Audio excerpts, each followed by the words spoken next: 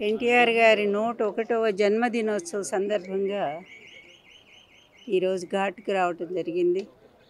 ఆ మహనీయుడు ఎన్ని సంవత్సరాలైనా ఆయన చరిత్ర అజరామరంగానే ఉంటుంది. తెలుగు జాతి ఉన్నంత వరకు తెలుగు వాళ్ళ గుండెల్లో ఆయన స్థిరమైన స్థానాన్ని సంపాదించారు. ఒక నటుడుగాను, అదేవిధంగా గొప్ప రాజకీయవేత్తగాను, భారతదేశంలో కాంగ్రెస్కి యాంటీ పార్టీలన్నింటినీ కూడా ఆయన కలిపి ఒక తాటి మీదకి తీసుకొచ్చి నేషనల్ ఫ్రంట్ స్థాపించి మొత్తం భారతదేశంలోని తెలుగు జాతి గౌరవాన్ని నిలబెట్టిన ఏకైక వ్యక్తి ఒక నందమూరి తారక రామారావు గారు. నేను ఆయన భార్యని అవటం ఎన్నో జన్మలుగా చేసుకున్న పుణ్యం నేనది.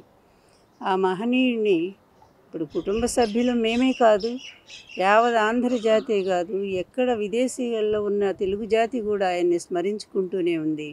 ఎన్నో చోట్ల మరి ఈ కార్యక్రమం నిర్వహిస్తూనే ఉన్నారు. ఎన్నో అన్నదానాలు జరుగుతున్నాయి, ఎన్నో రక్తదానాలు జరుగుతున్నాయి.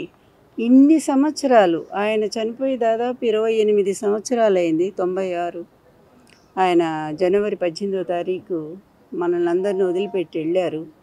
కానీ ఆయన కీర్తి మాత్రం ఎప్పటికీ చెక్కు చెదరకుండా అలాగే ఉండిపోయింది. అది నిజమైన ఇది అంటే మనిషి పుట్టుక ఎక్కడ ఉంటుందంటే మరణం తర్వాతే ఉంటుంది.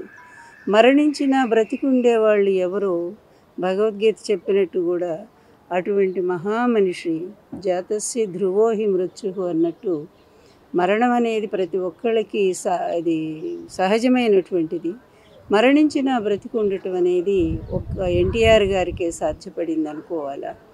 ఆయన ఎప్పటికీ ఉంటారు. నేను ఒక్కటే కోరుకుంటున్నాను, ఆయన ఆశీస్సులు తెలుగు ప్రజలందరికీ అందాలి, ఎప్పటికీ అందాలి. ఆయన ఆత్మ తెలుగు ప్రజల చుట్టూనే తిరుగుతూనే ఉంటుంది.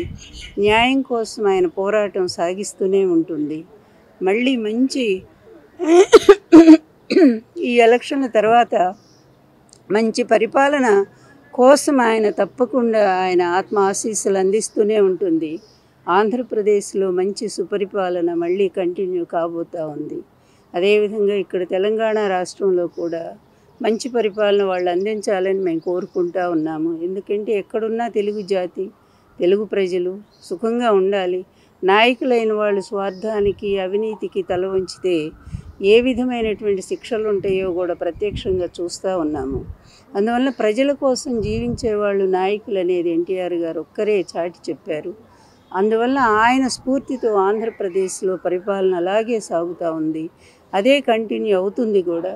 అందువలన రేపు 4వ తారీఖు జరిగే ఎన్నిక తర్వాత ఆంధ్రప్రదేశ్ మళ్ళీ ఒక సుభిక్షమైన శాంతియుతమైన పరిపాలన అందుకుంటుందని, అందుకు ఎన్టీఆర్ గారి ఆశీస్సులు నిండుగా జగన్మోహన్ రెడ్డి గారికి అందాలని కోరుకుంటూ సెలవు తీసుకుంటాను.